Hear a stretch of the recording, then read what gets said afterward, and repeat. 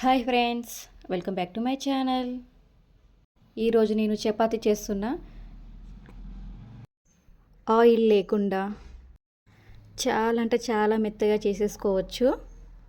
ఇలా నేను చెప్పే ప్రాసెస్లో చేసేసుకోండి. దానికోసం గోధుమ పిండిని తీసుకొని జల్లించుకోవాలి.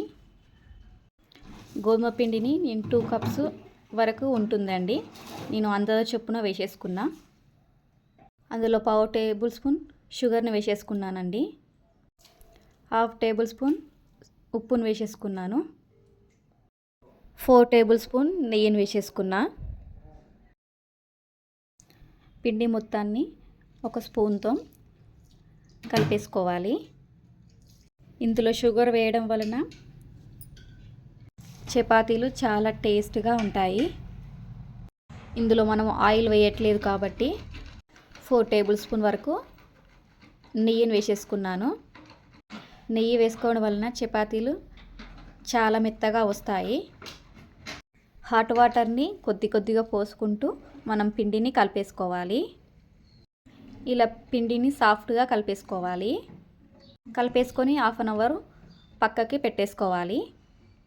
1/2 అవర్ తర్వాత మళ్ళీ పిండిని ఇలా ప్రెస్ చేసుకుంటూ 2 మినిట్స్ వరకు కలపాలి.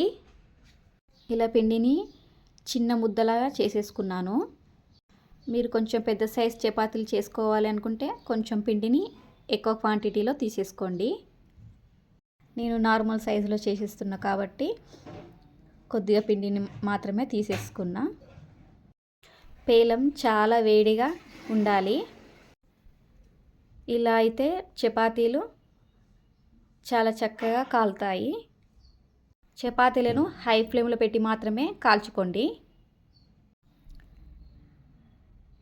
ఇలా అన్ని చపాతీలను ఇదే మాదిరిగా చేసేసుకున్నా. చపాతీలను మీడియం ఫ్లేమ్లో పెట్టి మాత్రం కాల్చుకోకండి.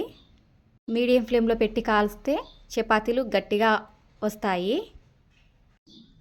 హై ఫ్లేమ్లో పెట్టి మాత్రమే చపాతీలను కాల్చుకోండి. ఇలా ఒకసారి చపాతీలను ఖచ్చితంగా ట్రై చేయండి. ఎలా వచ్చిందో నా కామెంట్స్ చేసి చెప్పండి. ఆయిల్ ఇష్టపడని వాళ్ళైతే ఈ చపాతీలు చాలా మంచిగా చేసేసుకోవచ్చు. చాలా అంటే చాలా టేస్టీగా ఉంటాయి. మనకు హెల్త్కి కూడా మంచిది. మనం ఇందులో మైదా పిండి ఏం వేసుకోలేదు కాబట్టి ఎంత మెత్తగా వచ్చాయో, చాలా అంటే చాలా మెత్తగా వస్తాయి. చపాతీలోకి సొరకాయ కర్రీ చాలా అంటే చాలా టేస్టీగా ఉంటాయి. ఖచ్చితంగా ఇలా ఒకసారి ట్రై చేయండి.